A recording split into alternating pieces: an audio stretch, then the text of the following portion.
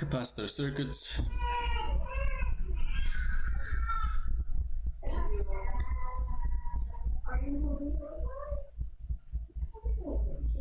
Some basic concepts.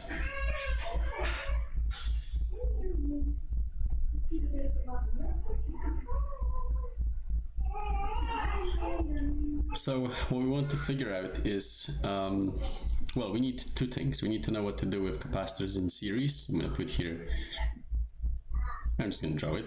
Here's a battery. Here's a capacitor. Here's another capacitor. And let's just do it with two capacitors. But if I had 3 capacitors or 10 capacitors in series, it would be the same story. I would just have more capacitors. Let's call this C1. Let's call this C2. And here's the battery. Here's a positive. Here's a negative terminal. All right. So the voltage first. Let's say we have some voltage at the battery, delta VB. And then I have some voltage at the first capacitor and the second capacitor. So I'm going to put here delta V1 and delta V2. Well, the voltage at the battery is going to be the sum of these two, V1 plus V2. So the voltage for the capacitors behaves the same way as the voltage for the resistors. In series, we just add this stuff up. All right, now in parallel, so I have a circuit here. Here's a capacitor. Here's a capacitor. So here's C1, here's C2. Here's the voltage at the battery, and let's say we have some voltage V1 on this and some voltage V2 on this, then all of these voltages remain the same. So in parallel and in series, the voltages behave the same for capacitors as they did for the resistors. Okay, so that's that. The next thing is to look at, well, the next thing is the current. So there is no current here. I is 0 because we are considering the circuit at a point where all of the capacitors are fully charged. Same thing here, there is no current. Here we're considering this circuit at a point where all of the capacitors are charged. All right, now new stuff is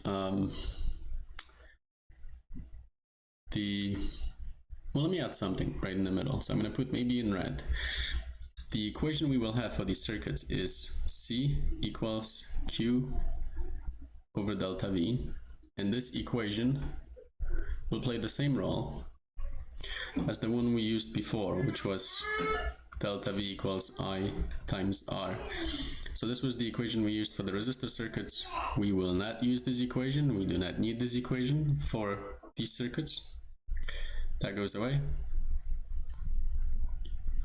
But now we will have this equation instead. So we know how the voltage behaves in series and parallel capacitor circuits. Now we need to figure out, we of course know what's going on with C. C is just an intrinsic property of the capacitor that doesn't change regardless of what's happening in a circuit.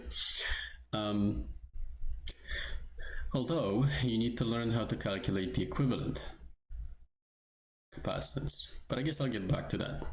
First, let's do the charge.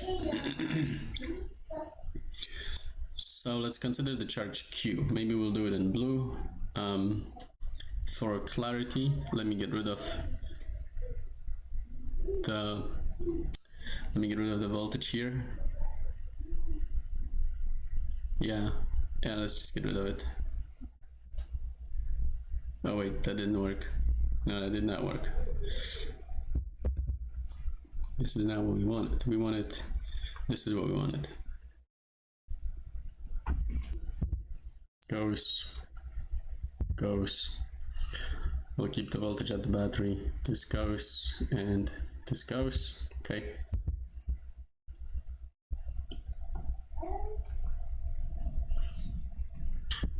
Alright, so now let's consider the charges. Let's do it in blue. So we have is a battery here, and this battery is going to, well, let's do this one first. So the positive terminal of the battery is going to attract charges in this section of the circuit, and so the electrons will move in this direction.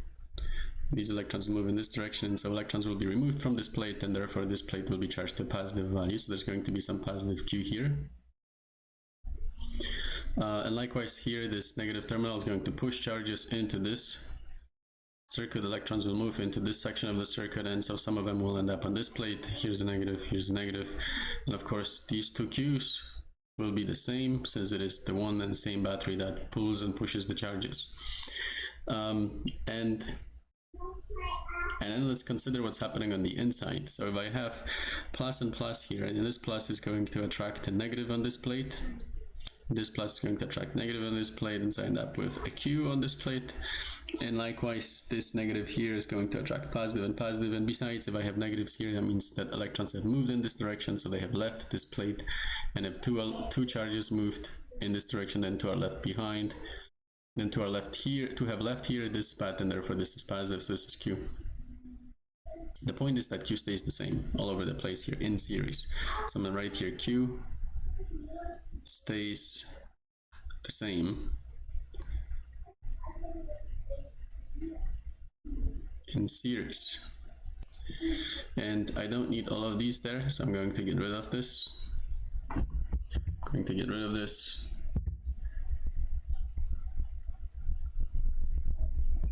And what I can do is I can label this as Q1, Q2, and then I can write here Q1 equals Q2.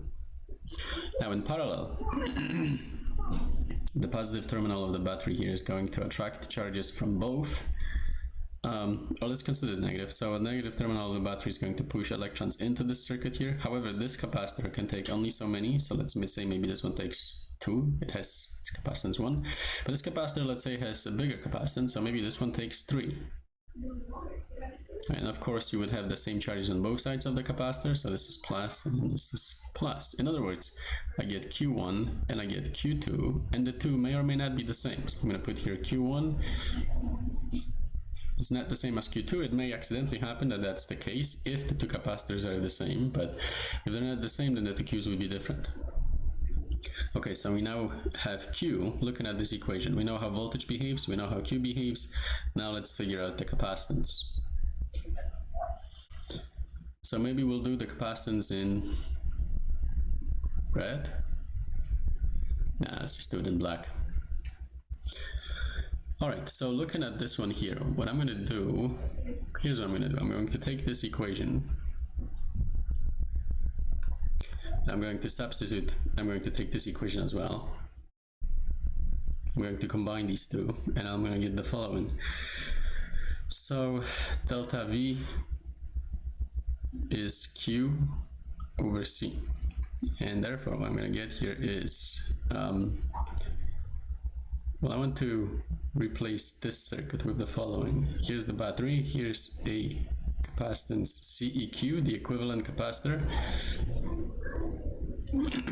So here's the voltage at the battery, here's CEQ, and here's the total Q, or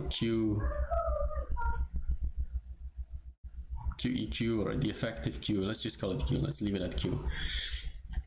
Alright, so so what I have is, looking at this circuit here, well actually no, let's just looking at this equation here, what I have is the voltage at the battery is going to be equal to Q divided by CEQ, where this is the equivalent or the total Q, and that equals the voltage at the first capacitor. So I'm going to put here delta V1, and that would be Q1 over C1 and plus the voltage at the second battery. So I'm going to put here delta V2, and that would be Q2 over C2.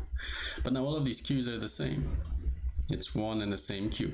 See, this plate here represents this plate, and this plate here represents this plate.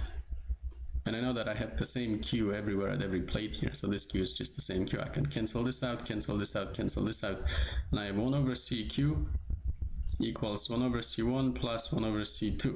Okay, so now this is different from the resistor circuits. If you had resistor circuits in series, you just added them up. But if you have capacitor circuits in series, you have to do 1 over. All right, now for this one, so I want to do something similar, right? That is, I want to end up with a battery and a single capacitor. that represents both of these capacitors here together. So I want some CQ, and I'm going to end up with some Q total, Q that corresponds to these two capacitors, and I still maintain the voltage at the battery. Alright, so to figure this one out, what I'm going to do is, actually, what am I going to do? Let's see. Oh, I know what I'm going to do. I'm going to start with Q. So in this case, what I'm going to write is that Q total is equal to, now think about it for a second. If I have two charges here and I have three charges here, and this single plate here represents both of these plates, then the total charge I have to have here is going to be 5 of these pluses, 3, 4, and 5. So this would be the total, and then 1, 2, 3, 4, 5. In other words, the total charge must be Q1 plus Q2. I add these up, physically I add these up. And so now going off of this equation, and using this equation, what I'm going to get is C times delta V, but this is CQ times delta V at the battery equals Q1, this would be C1 times delta V1 plus C2 times delta V2. But all of the voltages are the same. So here's delta V1, here's delta V2, but this voltage, and this voltage, they're all the same. So these voltages here can cancel. So I have is that CEQ equals C1 plus C2. Alright, so now when you have the capacitors in parallel and you want to find the equivalent capacitance of them, you add them up. This is not what you would do with resistor circuits. So it's flipped. Capacitors are flipped in that sense when you compare them with resistors. Okay, and now from here you can move on and look at the next video. And see how you would find all of these charges, voltages, and so on in capacitor circuits, where you have them in both in both series and in parallel.